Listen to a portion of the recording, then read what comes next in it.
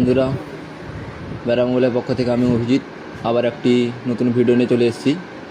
যাদের খুব কম বাজেটের মধ্যে ফোন নেওয়ার ইচ্ছা খুব, তাদের জন্য বেড়া মোবাইল নিয়ে চলে এসেছে ধামাকাদার অফার। একটি ফোন কিনলে 5টি গিফট সঙ্গে ফ্রি থাকবে।